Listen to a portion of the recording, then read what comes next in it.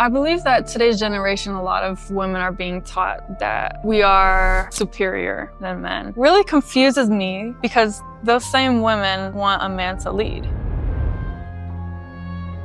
So what is a woman of God? A woman of God is someone of character, someone who's more than just her beauty.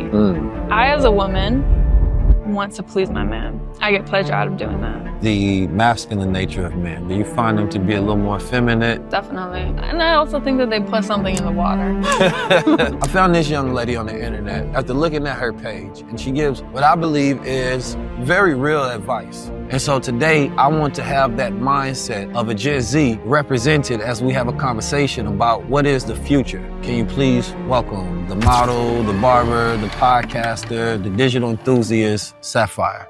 Not growing up with a father, how does that affect you? I was actually out of my house around 14, 15 years old.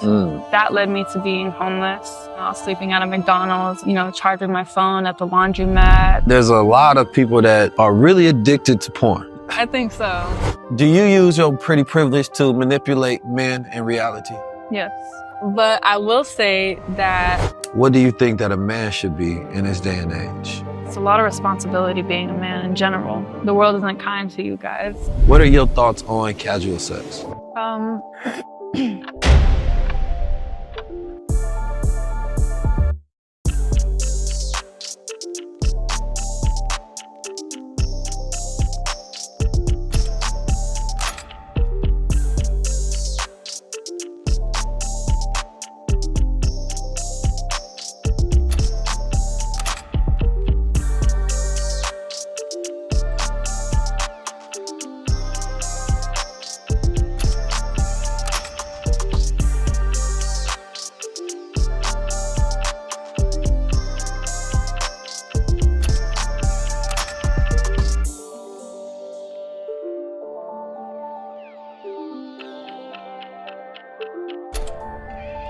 Peace, family. I'm 19 Keys.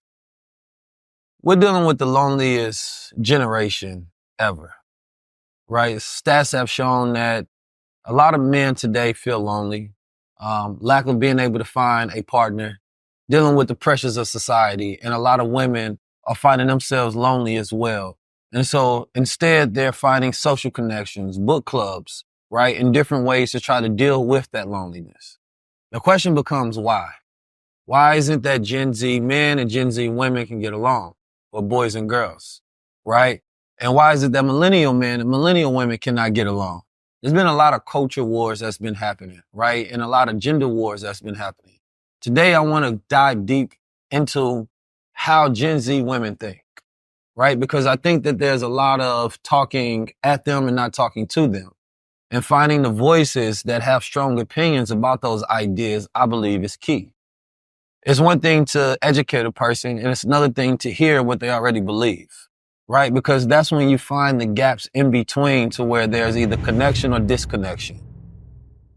I think that from my generation, looking at it, we were the generation that first really felt that complete disconnect because of the internet. It created space in between to where you didn't have to walk outside to talk to a woman, right? You can literally slide into a DM and have access to a database of millions of women around the world and have a high percentage chance, possibly, depending on how your profile set up, of actually getting a number or making that connection. And I think what we're dealing with today is all of these faux connections, right? They're not really real, but they stimulate us enough, give us a nice little dopamine hit to make us feel as if we connected to people. Through comments, through likes, through shares, through all of this, the algorithm has completely depleted this generation of real connections. And I believe that they want it more than ever. Not only that, this progressive state of affairs that we deal with today, men don't know how women think, women don't know how men think. And even just the idea of what is a man and what is a woman today is controversial, even though it shouldn't be. So I found this young lady on the internet after looking at her page, and she gives what I believe is very real advice about her experience of being a woman and what those expectations are. And it seems to not only come from her background of being in a barbershop surrounded by men and understand how they think, but actual real experiences that she was able to reflect on. And so today, I want to have that mindset of a Gen Z represented as we have a conversation about what is the future. So, for everybody, can you please welcome the model, the barber, the podcaster, the digital enthusiast, Sapphire, to the show. How we feeling today? Thank you for having me. Do you mind if we start with a word of prayer? Yes, sure. You want to open up, or you want me to do it? I want to hear your prayer. So, Heavenly Father, I want to thank you for this day. I want to thank you for your love and your mercy, for what you've done and what you're doing. I want to thank you for enabling us to meet tonight, even though it's raining, it's storming, Lord, but we know that at least we have a roof over our head. Thank you for blessing us with shelter, this opportunity, Lord, and the blessings that are to come. We ask for the Holy Spirit, for discernment, Lord, for to know what to say and how to say it, that whatever comes throughout our tongue, Lord, I ask that you may whatever we say be in the shadows of the cross. And so, Lord, I want to thank you for everything you've done and everything you're doing again, and be with us tonight, even as we drive home. In Jesus' name I pray, amen. I think it's the first time, was definitely the first time somebody asked to open up in a prayer. Why did you want to open up in a prayer? I believe that whenever I decide to talk, whenever I decide to make choices in life, we need to start with God all the time. And so it is important to me that I bring God into everything that I do and everything that I say. So no matter what I speak, no matter what I think, it may be God-centered. I have many flaws, obviously, just as everyone does, but knowing how to dictate the emotions, the feelings, and the thoughts is very important. So especially as I'm talking to you, you're very respected. And you have a platform that I believe a lot of people need to hear what you have to say, which I also appreciate you bringing me onto this platform. But during these seasons where I'm able to grasp an opportunity, I believe I only get the opportunity from God. So I want to thank him first. No, thank you as well for that. I appreciate you setting the tone with your faith and your belief. So what is a woman of God? A woman of God is someone of character, someone who's more than just her beauty. I think that when she opens her mouth, it's not anything that will drive people away. She uses her beauty for alluring lost people, not just lustful eyes. Someone who is described many times in the Bible when it comes to Esther, when it comes to Ruth, when it comes to all of these women that are able to leave a legacy for not just the people around her, but for those to come. And especially when it comes to today's society, I believe it's very important that women who are seeking God and like truly, truly seeking God engulf themselves in God, wherever they go, whomever they speak to, knowing that wherever and whoever they might touch is somebody that they can bring to Christ. So, do you think this generation is a generation that is moving towards Christ, in your opinion? absolutely not. Why is that? I truly, truly believe that the devil is not hiding. You could see him everywhere, as we all could see. And I believe that more and more we come to a numbness of our minds and of our souls that, you know, we choose to be lukewarm in everything that we do. We say that we believe in God and we say that we love God, but we don't choose to follow him. It's even hard in the industry where I'm in, you know, as a model, knowing the difference between whether people are telling me, oh, you look good, you're just modeling stuff. But, you know, I have to identify what the fine line is between what God wants me to do as a model, but also understand that people are watching me.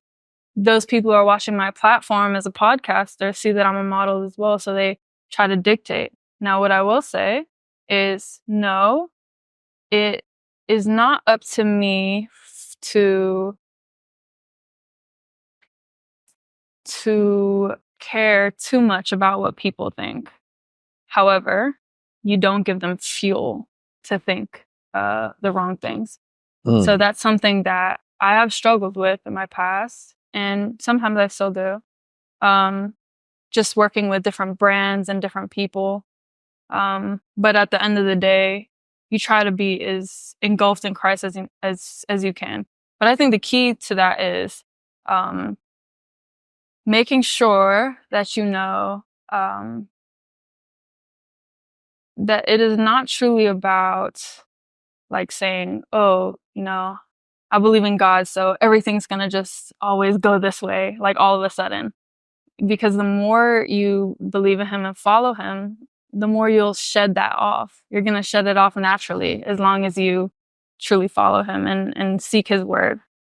All right, so it seems that you had a journey where you had a spiritual awakening, right? So, you spoke about your flaws and things of that nature. What were some dark times that led you to the light, essentially? I was actually out of my house around 14, 15 years old. And that led me to being homeless. During winter time, I was sleeping at a McDonald's at like 15, 16 years old. Charging my phone at the laundromats. And there was a lot of times where I asked God, if you are real, show me who you are. Show me whose I am. And He took His hand off of me for a little bit. He said, if you want to see who I am, I'm going to see what I'm not. You're going to see what I'm not. And in those times, I realized that the world didn't owe me any understanding, no matter what my story was, no matter, how people think a woman is beautiful or what she can get in life. You cannot truly succeed without God. And so during those times, I've been clinging to the cross ever since. I see what the world can do and how they treat people. And being engulfed in Christ is the only way to have true peace. It's the only way, period. So what does Christ mean to you? Christ shows that love is sacrifice. Jesus died on the cross for us and saved our sins, and I believe that that's so important because people say that love is not enough, but you really, you see what their definition of love is, and you see what Christ's definition of love is. Love is sacrifice. Love is respect. Love is the fruits of the Spirit.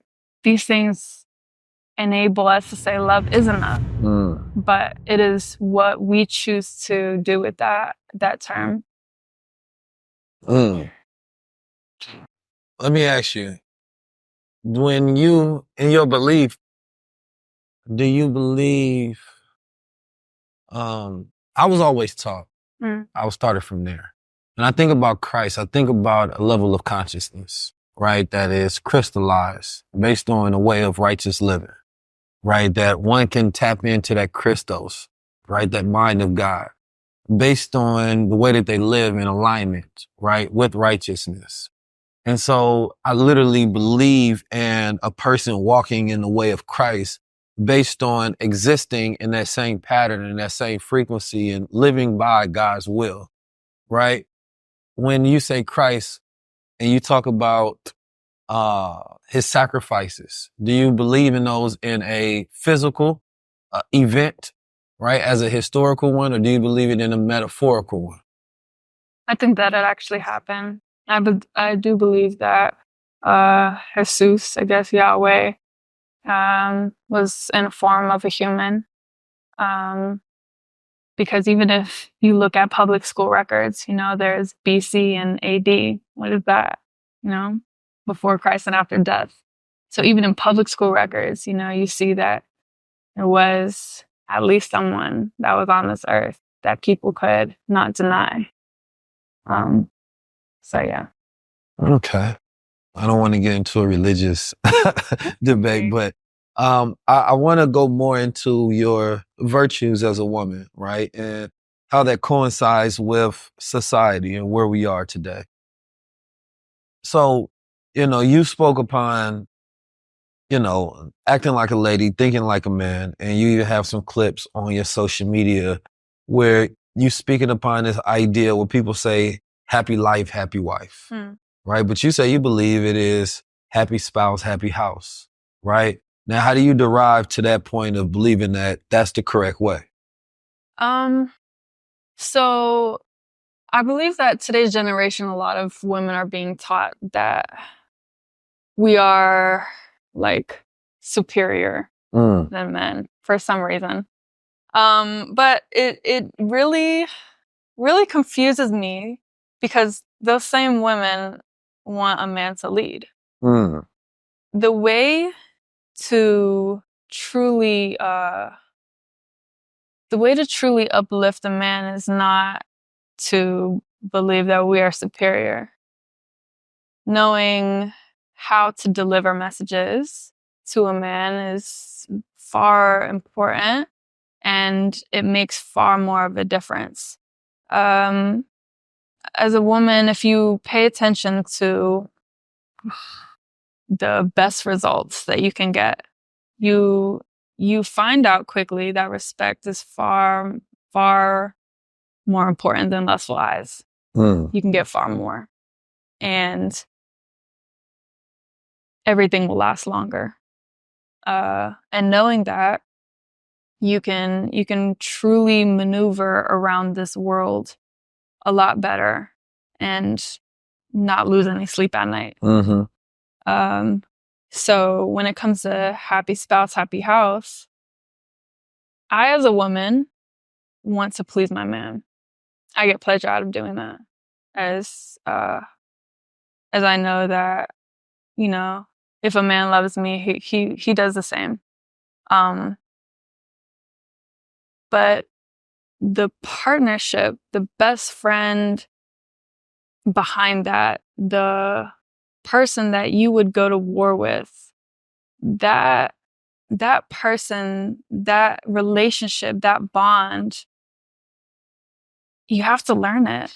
You have to understand it, and you have to execute it. Because it's not all about me. It's not all about a woman. If you want a man to lead, you need to give him the will. And sometimes, he may not know what to do all the time. He's human.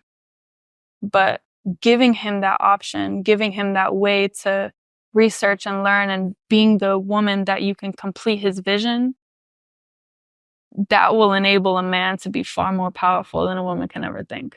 I believe that for sure. Do you think that, are you single? Are you in a relationship? Yes, I am single. Okay, same. So do you think that you can find the type of man that you're looking for, let's say specifically in your generation? Because there seems to be a lack of traditional ideas that are prevalent in Gen Z, right? The masculine archetype that exists, that I would say in the pure essence of femininity is attracted to, right? So what is your hopefulness in finding that type of man? So here's what I will say. I can't lose hope, because That starts off bleak. Then I'll go crazy. But I will say that if there's one of me, there has to be one of him. So I'm going to keep the faith. And during the time that I wait, I'm going to make sure that I be the woman that he wants. So what are you running into in the meantime? I'm at home. Right, but you travel, you move around, you have a job, you model, things of that nature. You meet men. I'm sure they approach you. They try to talk to you. So why aren't they up to standard? I wouldn't say they're not. I would say that many of the ones that I have run into, just for some reason, they so far have not been the one that has worked out. But I will say that I am currently taking the time to make sure I'm the wife that he needs, the wife that he wants during the meantime, so that when he does seek me and he finds me, he's going to keep me. So there's a lot of, I think also, right? I just turned 21, by the way. Okay.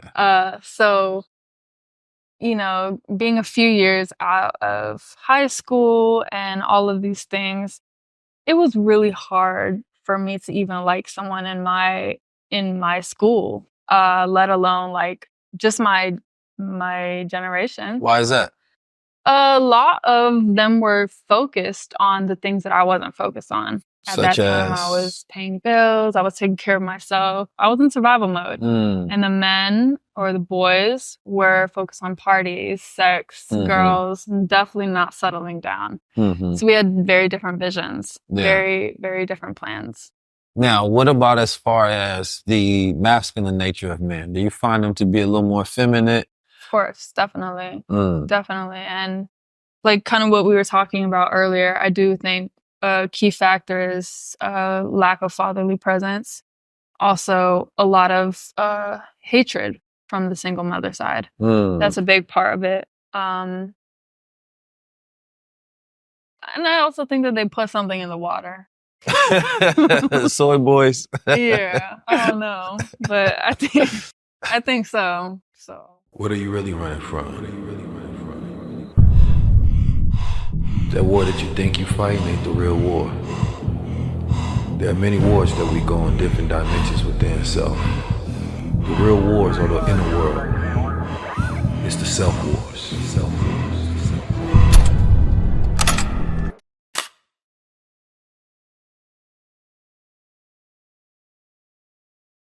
When it comes to the idea, right, of what you're looking for in a man, because you talk a lot about what a woman should be, right?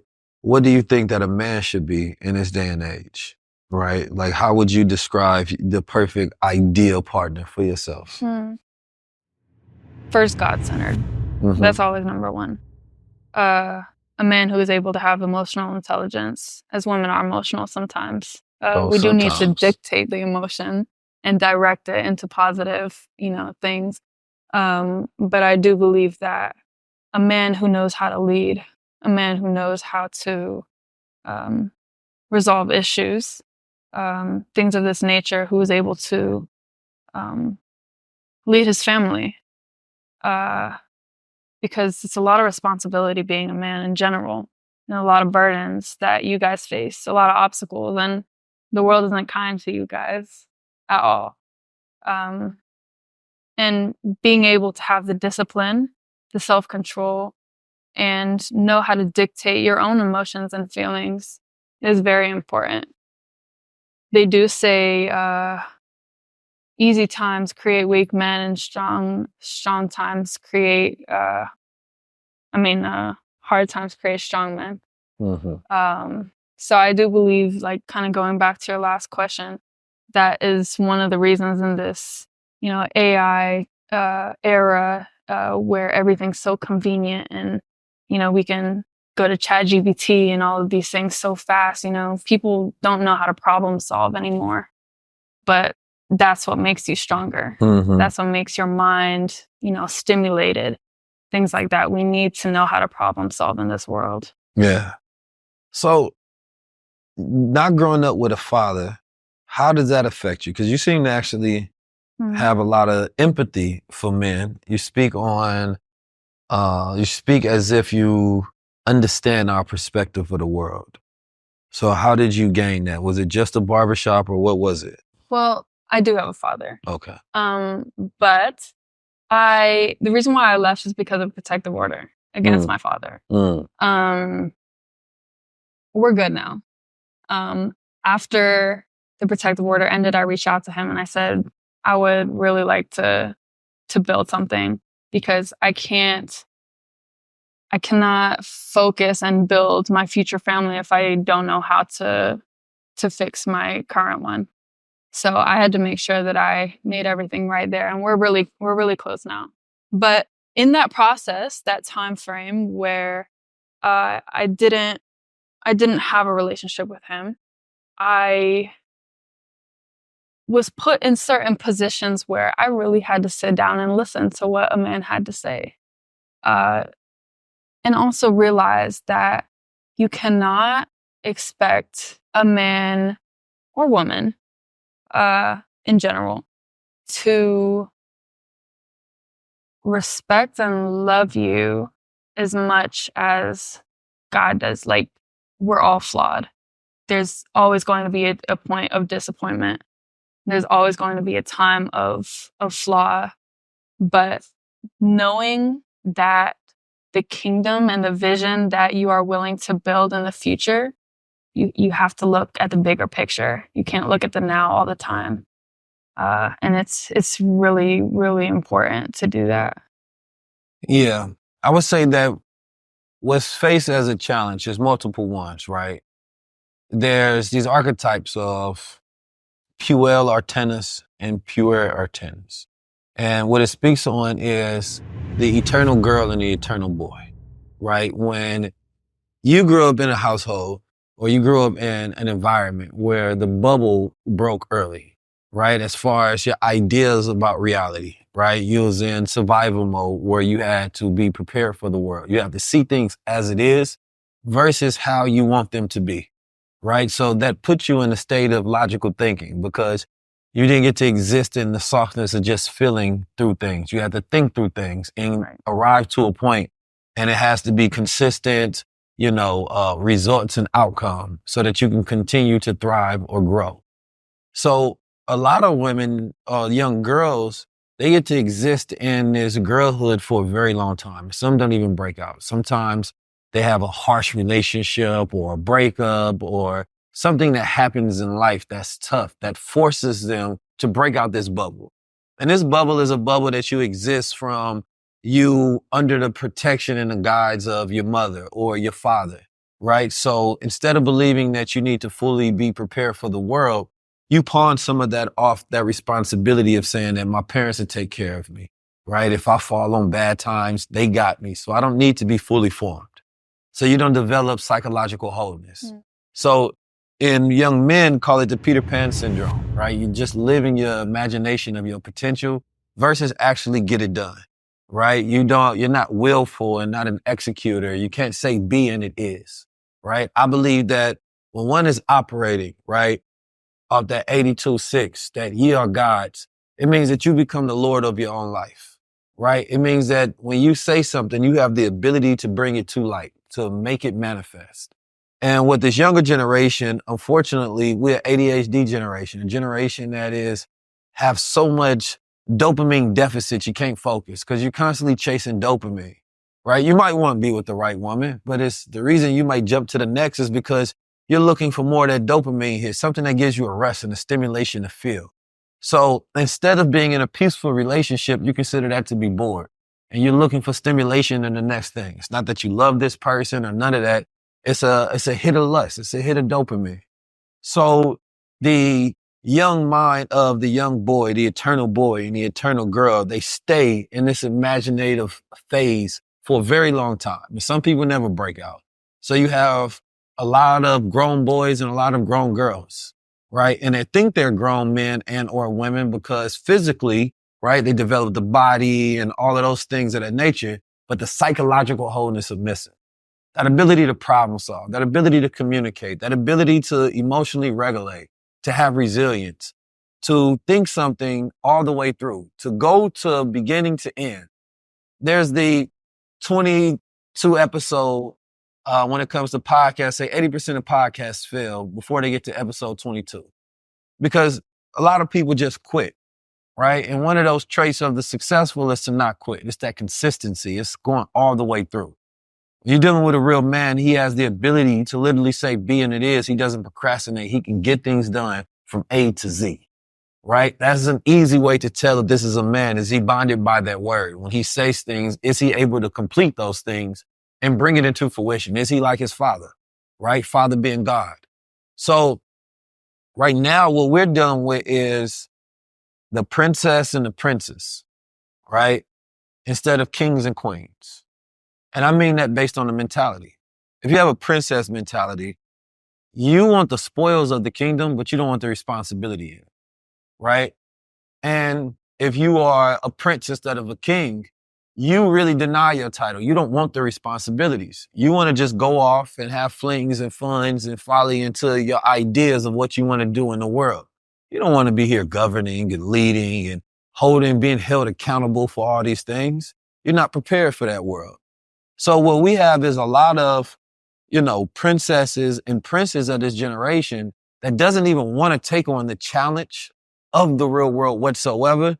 And that also comes from a lack of rites of passage. So you never get to break that mentality to see if you are made of the stuff that can make you successful. So when I listen to your story and I hear the dark times that you went through, right, and the times where you had to figure it out for yourself, that was literally your rites of passage, right, of being able to think and take command. But when you're a king steps in and he holds that crown. And when you're a king, right, it means that you take on that responsibility, no matter how hard it is. You do the things even you don't want to do because you realize you have to get them done, right? Those are feats of life, right? You take on the responsibility so that everybody else can rest and be in their softness more. And you learn how to lead the charge, but you take good counsel. So you have a queen on your side, right? And that queen becomes your third eye, right? She sees things that even you can't even see. She becomes your seer, right? And you learn how to trust that God. And when she's that queen, she says that I'm going to take on my responsibility in the kingdom as well to help you lead, right? To help you become a better leader, to also take on my responsibility of making sure that when it's the queen, the people need to see the queen. She literally represents like the energy of the kingdom. She has to be shown a certain way because she reflects him. So you have this mentality that the home is the kingdom, right? But what I'm seeing, and as each generation is falling down to the next, and I believe this is also partially from the boomers, right, and the millennials, is that they're not even passing on the wisdom of the king and queen, right? They're trying to live out their princess and prince junior years through the younger generation, saying, just go have your fun. Just go do whatever you want to. And the younger generation is saying, okay. And they looking at their life and saying, well, I don't want your life, right? So I wasn't going to listen to you anyway. And they saying, well, I don't want my life. So shit, I might as well live vicariously through you. But unfortunately, we see that this doesn't work out, right? Because you can't build a foundation on something that's shaky, something that's incomplete. So it's this crawling back to get to, how do you have that complete psychological wholeness? How do you get back to when you say you're a king, that doesn't represent you come from some stock of bloodline royalty. No, for the most part, the average man is just the average man. He doesn't have any power. He doesn't, most likely don't even have any wealth. But the mentality of the king is saying that I'm going to hold down my kingdom and take on these responsibilities as a fully developed mind, meaning fully developed man. And then a woman says the same thing. I want to have my mind right, but that is balanced with my womb. So I also understand that charge as well, that I have to understand the value of what I'm protecting and what I'm holding and what I represent, which is that passage and that doorway to the future. The future comes through the womb of a woman. So she is literally timekeeper. She decides what the future is based on who she becomes. So having this conversation is really trying to thread that needle of saying that, all right, how the hell do we get the younger generation to break free, to become fully developed? So can you share a little more about your experiences of what you thought the world was going to be, right? And how you've had to fully form and to deal with the world that is? Well, I will first start off with the fact that navigating your way or one's way through the tenacious paths of the world, the trials and obstacles that it throws at you, you have to have a sense of, there has to be a death that takes place, a death of self, a death of what you thought was or might be, or what fantasy you might want to be, or what people are feeding you. There has to be several of those deaths, ego deaths, whatever you may call them. And that is so important, but people don't want to deal with that. They avoid it because it's uncomfortable. Growth is uncomfortable. Evolving is uncomfortable. But when you learn to engulf that change and put yourself in positions where you feel the pain, but let the the emotions direct and change you in a way that grows you. Putting everything that you went through, taking, that uncomfortable feeling and saying, I'm going to put it into my discipleship. I'm going to put it into growing my business. I'm going to put it into growing my family, or making sure that I heal in order to put myself in a position to where when I do get that family, I'm ready for it. And I'm ready for whatever life throws at me. Obviously, things are going to always try to shake you. And the more the devil sees your potential, the more you're going to get tested. But when life tests and stress you, there's always blessings that come after that. So when the devil sees your potential, the more he gonna test you. I like that. There's some bars right there. Straight up though. You feel me? And I believe you have to be willing to be hated, right? Especially when it's doing the right thing, right? You have the ability to step out there knowing that people are going to listen to this opinion, right? And they're going to talk shit to you, right?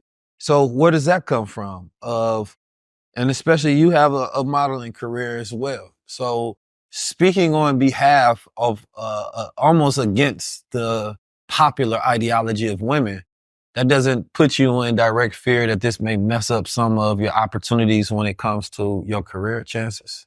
Yeah, there's been multiple times where I have had to let things go or turn down opportunities because I didn't believe it aligned with what my moral stance was. But then I also have to understand that where I'm at right now is not by my own doing in the first place. Just like how I give, how I believe tithes works. A lot of people are, they try to take all the credit. And when you humble yourself and you're able to say, none of this is mine in the first place, this life is not by my own doing. I don't, I could say I wake myself up in the morning, but at the end of the day, it's God. It is God who says, I allow you to live another day. So use this day and make sure you use it for the right, what I intend for it to be. So I think, yeah. I mean, I believe in charity. I believe in zakat. I believe in giving. And it's shown that the people who give more have more. I believe the harder you hold on to $1, the more that you need it. Right? And, it was the Honorable Minister Louis Farrakhan to say that when a person steals, right, it's because they don't believe in themselves, right? They don't believe in their ability to manifest themselves. So they take it from somebody else. But that's a lack of faith in God. Right? That's a lack of faith in self, that you need to take what somebody else has manifested because you don't believe in that ability to manifest for yourself.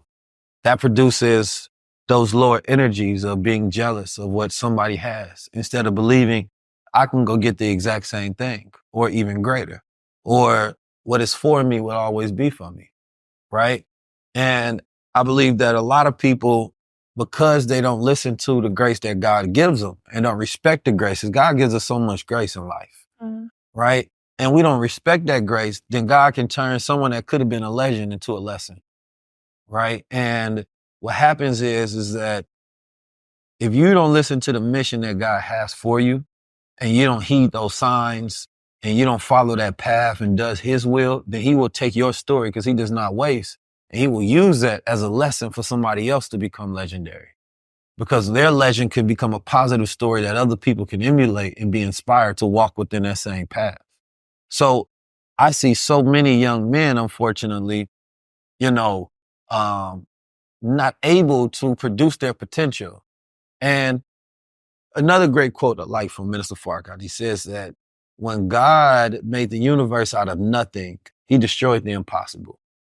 And there was a scientist talking about how most atoms, right, are empty space, right? There's actually small physical space. So that means that for the most part, we're nothing, right? But that nothingness to me is potential, meaning that it can be shaped to become anything. And it also says that we actually don't need anything. We can create just by imagination. We can think, right? And the problem is don't get stuck in that imagination, right? You have to have somewhat of a realistic, but then another one to where you think so big and vast possibilities, and they have to merge, because the only thing that can validate your true existence and potential is your experiences, right? Your ability to really produce results in life. When men and women see each other for real, and I mean, like, you know, I was utilizing one of these, they got this algorithm on one of these dating sites. I seen it on Instagram, and you can put in, you know, what you want, right? And it will show you how many people out there actually exist in this category, right? So how much money, right? Tall, religion, right? Whether they drink, whether they smoke, the whole nine. Now, I put in myself. Now, I don't exist. Okay. You know what I'm saying? But the problem is that too many people, and when I say I don't exist, there's not a category statistically, right? But too many people are looking for things that don't exist, right? And the average man doesn't want the average woman, and the average woman doesn't want the average man, because they have these unrealistic expectations because of social media, because of this new media is feeding these ideas, and people are getting on podcasts and talking about, this is my type, right? And sometimes you may be listening to somebody who can get that type, right? But that's not for you. You're in other people's minds. You're in other people's bedrooms. You're in other people's classes, right? Saying that you want that same thing. And I think that destroys God's people from actually connecting and producing love and producing families. Because when we was told that they broke with the black family, that just means that they broke with the dynamic between black men and black women.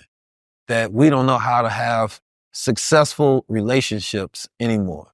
Like the Willie Lynch. Yeah.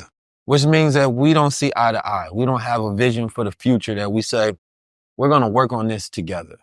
So for me, the mandate would then have to be, okay, let's learn how to communicate again. Let's learn how to agree on an idea of the future again, right? Let's believe within the same things, and then let's partner on that to protect that, to build that so that it can flourish. So when we had these conversations, I never argue with nobody and never debate with anybody, regardless their religious background, their orientations, wherever they come from, because my whole thing is building. How do we create a bridge that we can both cross, right? If I want to destroy it, I'm going to create a different type of show. You know what I'm saying? To where I'm aggressively going at people. But I can do that, and I don't do that for entertainment. I do that for real life. So, but what I see is that we sacrifice each other for the entertainment, for the monetization. You go, let me go bash men or bash women so that I can monetize this and get paid. So we literally hold money higher than we hold each other. And you can't say you believe in God and not love women. You can't say you believe in God and not love men. It doesn't actually make sense, because these are God's people. So how you don't like what God produces, but you love God? Doesn't make sense. That's like saying you love an artist, but you don't like their music. It don't make sense. Something about that is a disconnect. So how do we get back to loving God's people is the question. How do we get back to having those queen mentalities? I think you have to understand the fact that you have to take yourself out of your personal feelings. I think a lot of the time we try to hold other people to the expectation of perfection, when we have to realize that we're all learning together. Yeah. I think that, or I truly believe that a big focal point that a lot of us miss is that if you don't take self out of it and you start cherishing the person for not just who they are trying to present to the world and to present to themselves, but for who they are, and know that I need to take whatever personal feelings that you did to me and love you anyways, forgive you anyways, without disrespecting myself. I have to understand that brings a form of family. You start taking your own expectations for perfection. Forget that. Nobody's going to be perfect.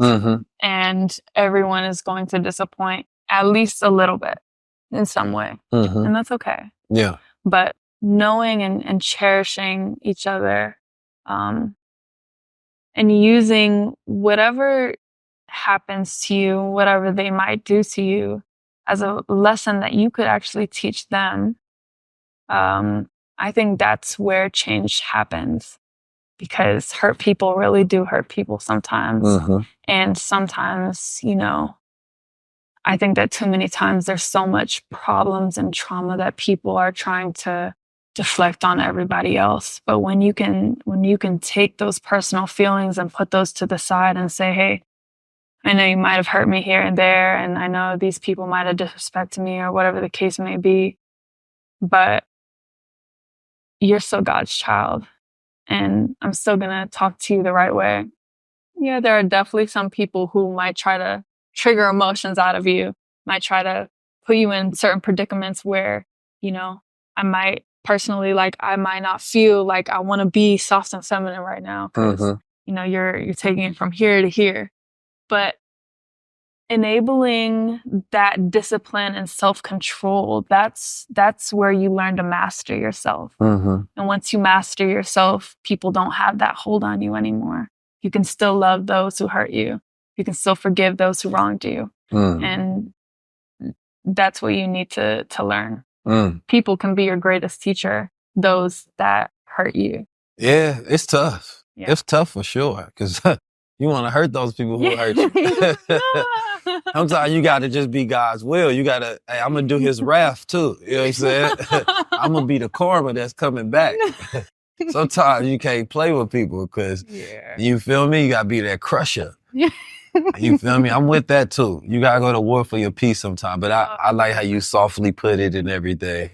I'm just saying, you can't think sometimes you're the vessel cool. for, you gotta make sure the walls of Jericho I just slapped many people in life, and I know it wasn't of my doing. God was using me. He was teaching you a lesson. And I'm just using that. I was just being a humble servant. You sure you want me to God? Yeah. Hey, you know what? Let me stop questioning you, and let me just get this done. You feel me? So I believe in that. Now, let me ask you, I seen a stat out there that says that women who wear makeup get paid 25% more, right? And essentially it was talking about pretty privilege, right? Do you use your pretty privilege to manipulate men in reality? Yes. How? Why? I don't believe that manipulation is always a bad thing. Talk to me again. I believe that a woman gifted with beauty should not be used to just gain lustful eyes. It is a gateway and an opportunity to be a servant, to bring those that might be lost to the kingdom again.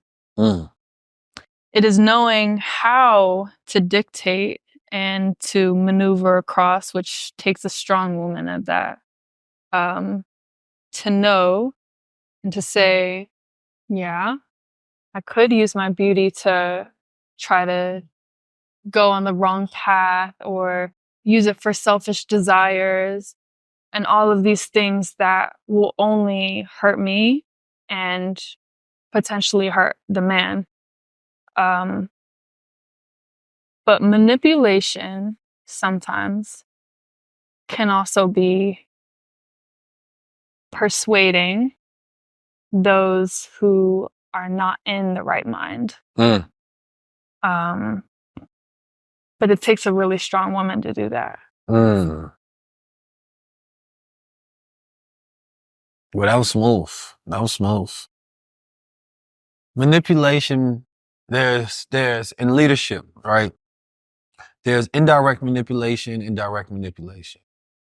Direct or manipulation itself is neutral. It means finding a clever way to get something done, right? So direct manipulation would mean I lead, you follow.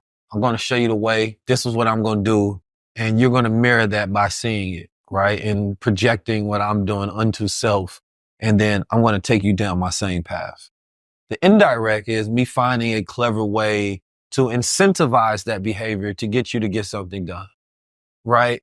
So I believe in direct leadership to where you become the example of the thing that you want to inspire, right? And then people get to follow that.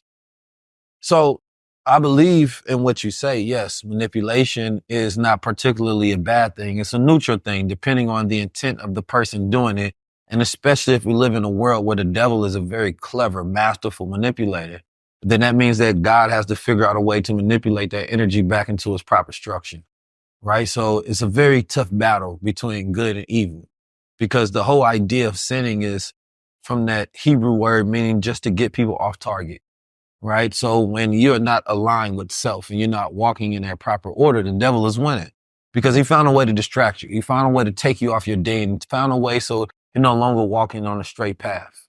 And as long as you're not doing that, he's whispering in your ear and keeping you off tilt, he got you. You know what I mean? So let's say that if you get a woman that is beautiful and she like, yeah, come over here. And then when you come over here, what she's speaking to you is a word of God, then that will be a form of, right, luring in with the honey and then manipulating, you feel me, with the sweets. I just made that one up, but it sounded good. But straight up. So I do believe that, you know, it's like saying that if women say that they want strong masculine men who know how to think, and we just perpetrated that all throughout social media and all throughout the media, you're literally manipulating men to be stronger versions of themselves. But what happens on social media is they manipulate men to go get money so they can go trick it on them. You feel me? And then a lot of these young men don't feel like they've become much, so they put all of their value on external self, right? What I have instead of who I am, right? And we don't see enough conversation around the value of a man based on how centered he is in God, right? Which I think is key. We almost see zero of that conversation. If a person put out the list of what they're looking for, a lot of times God is not in it. You can talk about emotional intelligence, you can talk about intellect, you can talk about all these things, but God has to be at the center because a woman can only, she can follow you, but what she's following is you following God, right? And you walking her through that path and she being able to say, okay, I see that God in you, right? So I want to help foster that even more, right? But also knowing that we live in a devil's world. So temptation is everywhere. And I believe that this generation has more temptation than ever, right? This is Sodom and Gomorrah on steroids. Because at least in Sodom and Gomorrah, you can close your door and you're no longer in the environment.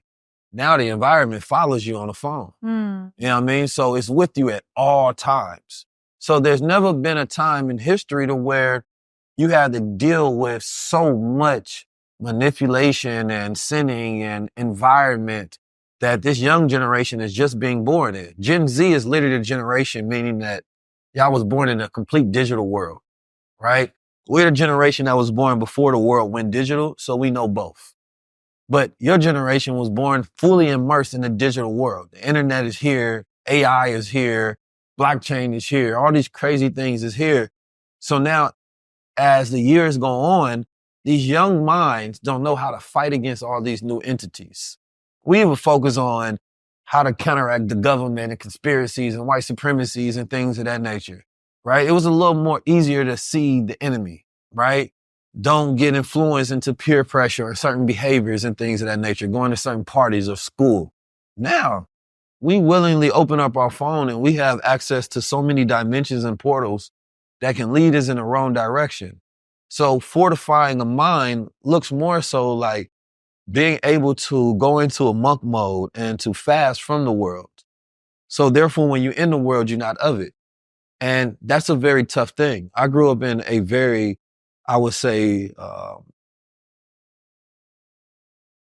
powerful training environment to where I was taught about the world that I was going to receive as a grown man. I was taught about the rise and fall of America. I was taught about the wickedness of the devil. I was taught about the righteousness of God. I was talking about how to be a man. I've seen men rise. I've seen men fall. I've seen the examples of worlds going in and worlds going out. So it gives me a different perspective and lens, which is what also gives me the empathy of a generation to say, I know that everybody didn't have that experience and they're not capable of those observations and perception. So I think that we do have to be a generation that gives each other amazing grace, like a lot of grace, knowing that the battle that we're facing on a daily is tough. You know what I'm saying? The ideas that you even have that you entertain are things that another previous generation would have been shocked at, right? Or at least these were things you kept behind closed doors to yourself inside a little diary or something. Now these are thoughts that you share on TikTok for clicks. So the goalpost has moved immensely. Let me ask you, so when it comes to sex, like casual sex, this generation is very, very open to just having casual sex, right? Open their legs up for the world, right? What are your thoughts on casual sex? Yeah, it's not beneficial in every which way.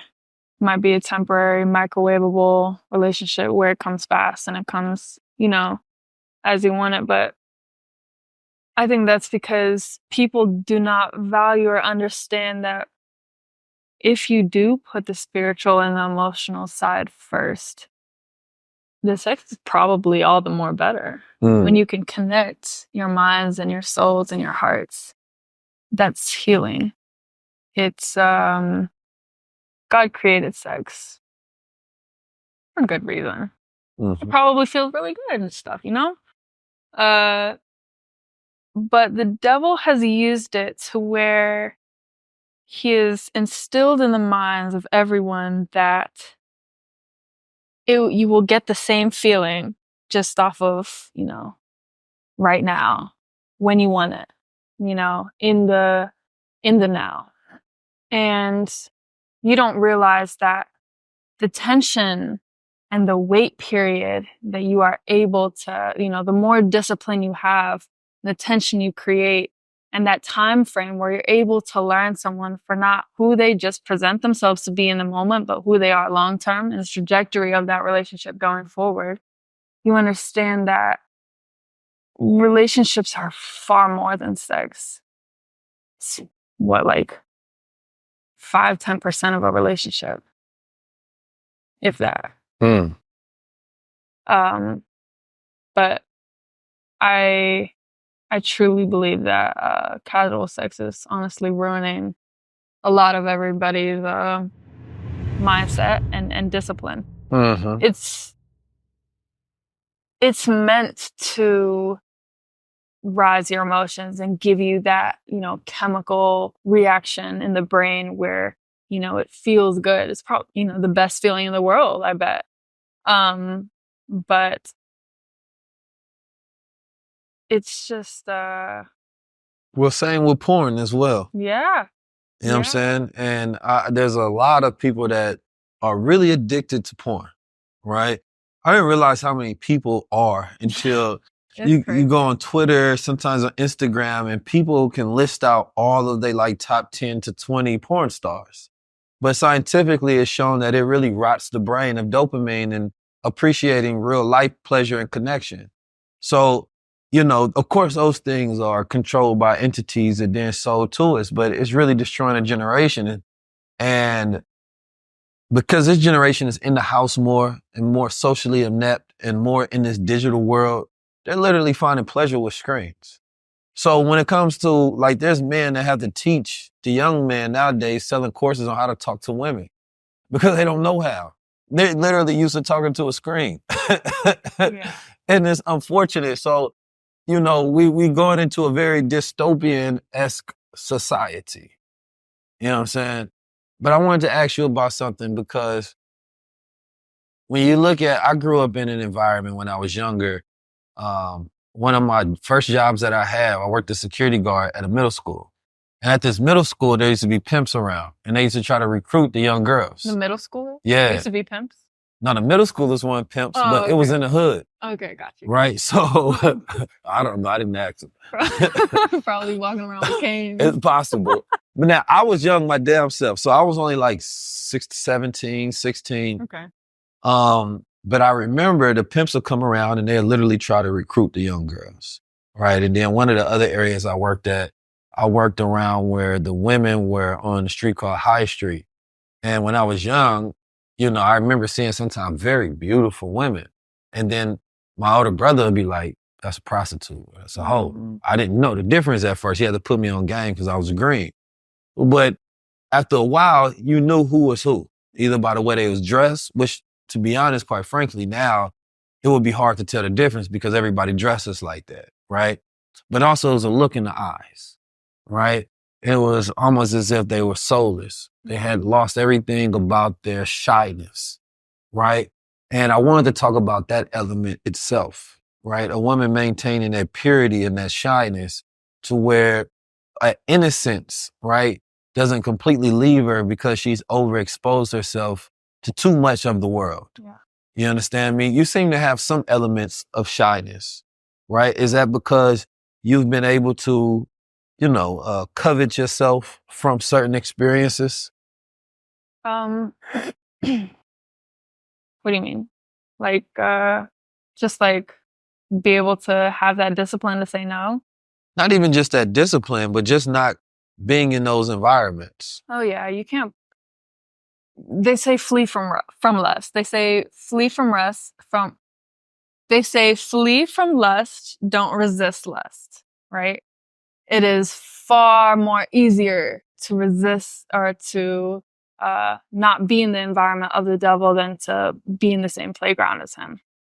And I think too many times, I don't want to, I have to make sure that I'm in the proper environments of, I don't party. I don't go to clubs. I don't drink or smoke.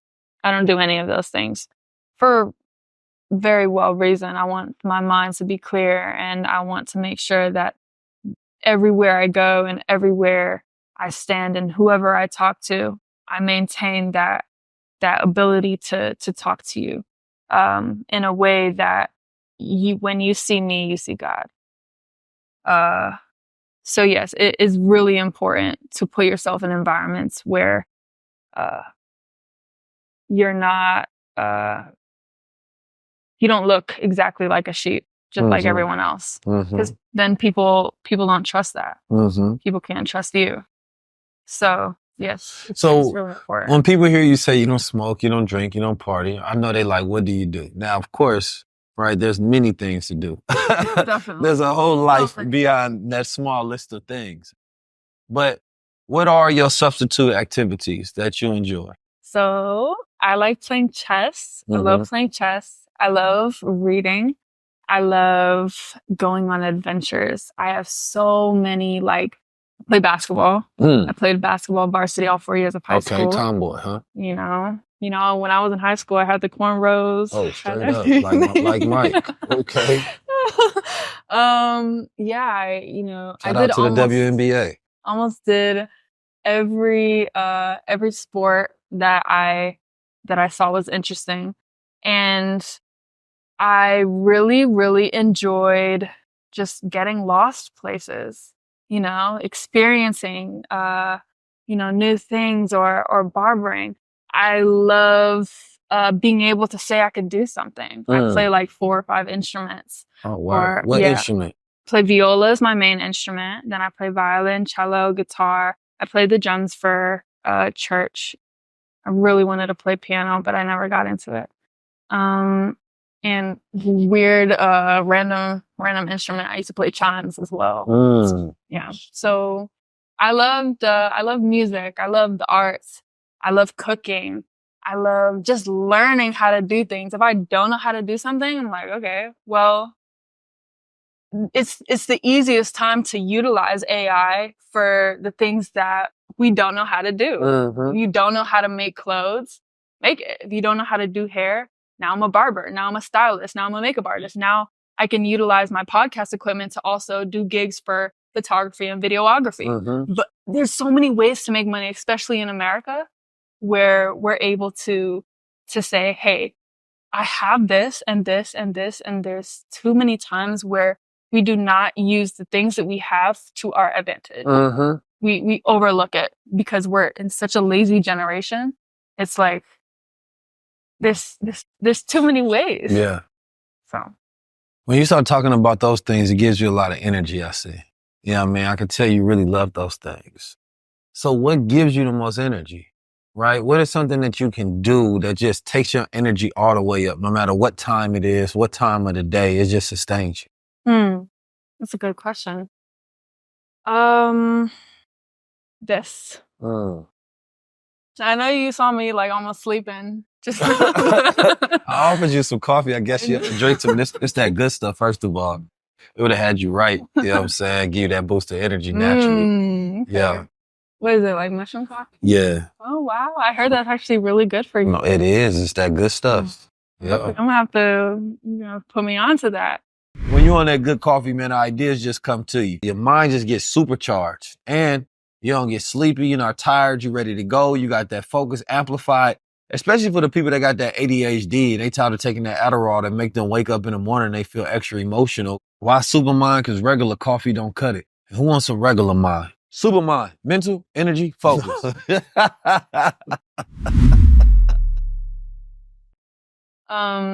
Yeah, I think that talking to people, respectful people is really something that gives me energy in the long run. Listening to people. And being involved in places where I can become useful, I could become a vessel. That's where I truly thrive the most. But that can be in multiple walks of life. Whatever I feel convicted to do, and whatever opportunity that I have at my hand, I have to make sure that I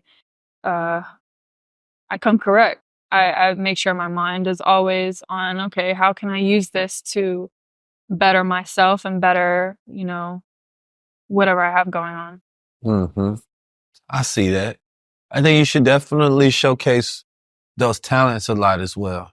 You know what I'm saying? I think people need to see that array of different things because there's a lot of people who are limited by just clubs, just smoking, drinking, partying, things of that nature. That's the regular mundane list. I do think this generation has a lot of different activities just because they're trying to find how to monetize that on social media so they don't have to get a regular job. So I see that more often, but I want to see more interesting things out there in the world, right? To where people are showcasing those talents and what it means to be a human, right? Outside of the regular things that we're given and to where people is like, if you don't do this, then what do you do? And they're really asking because I think people really don't know what to do. Yeah. You know what I'm saying? Like they don't know how to live. And I'm going to do a whole show about like just doing completely outlier activities, right? I might go fencing. I might go swimming with sharks. I might go do whatever it may be. But I've always wanted to show the different archetypes, right? What does it look like to live? And I think that we've been surviving so long that living hasn't been a practice of ours. And then the art of living, right? If you look at wealthy people, they know how to live, right? They have so many small things that's so far away from survival, right? That they learn the development and taste for and the craft for and the artistry for. It's beautiful. And I want our people to be able to exist in that as well. Yeah. Right? Like, what does it mean to where when you a million miles away from surviving and you really care about the details in life and that's what matters the most? Like that may be 50 years in the future. I don't know. But the way the world is going, man, you might have some immortal cells. I might live that long. You feel me? For another 200 years. So I might be showing the world how to live for a long time. quite literally. You feel me? But I want to thank you for coming on the show. This was a first of many conversations I want to have, right? Of just exploring the mind of the younger generation, right? Like, what does dating mean? What does all these things mean? Because when I was younger, we had shows to watch. Yeah. To where we can kind of explore ourselves through those shows and those characters, right? And today we have a bunch of opinions, sure. But I think that we need to purposely curate different voices and ideas and different minds so that we can say, oh, I see myself in her or I see myself in him. And thank you for your representation because I believe that, hey, I can be like you now, right? And if that's not amplified and or celebrated or rewarded, then the behavior of younger people say, well, I'd rather be like her because she's being shown for being naked and wild and crazy, right? So let me get naked, wild, and crazy then. Versus, let me be like her because she just got put on a platform and her voice is amplified because she shows grace and virtues and things of that nature. So they say, okay, well, let me exist in that same thing. So that's why I thought it was important to have you here today, right? And I look forward to you developing your voice even more and becoming more comfortable on platforms such as this so that you can speak to that light, right, of a woman walking with God. Yeah. Thank you for having me. Absolutely. I'm 19 Keys, and you're watching 19 Minutes. Peace.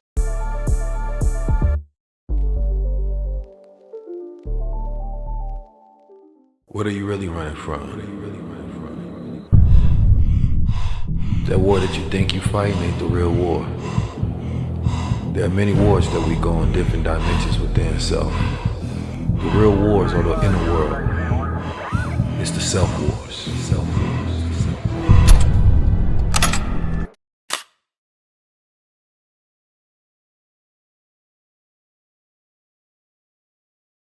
This is the foundation to understand your journey into cryptocurrency.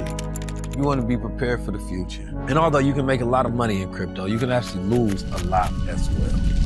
If you're getting in just for FOMO, you don't have a strategy, you're just gambling. This is one of my favorite strategies.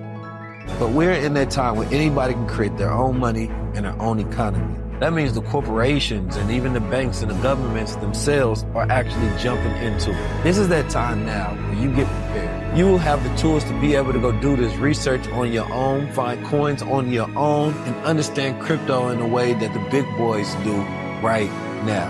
The game is here and it's real. And if you don't play in it, then you're going to be on the sidelines watching everybody else score. And I believe that this is why it's one of the most exciting times in history if you're smart and you playing the game. Unlock infinite wealth strategies at highlevel.19keys.com/IWS.